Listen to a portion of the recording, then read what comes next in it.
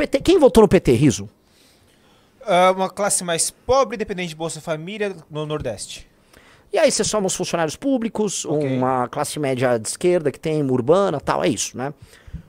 Ele tá entregando tudo que esses caras querem. Pra classe média urbana, olha, tem um filme agora da Fernanda Torres, ganhou o Oscar, nossa, que legal. Aí vai lá, soberania, cachorro caramelo, ele entrega a narrativa pra esse cara. Pro funcionário público, Le Rouanet também, pro funcionário público, né, deixa as mamatas rolar. E pro cara mais pobre, toma, se vocês quiserem, toma, dinheiro de helicóptero, vai jogando dinheiro. Dinheiro.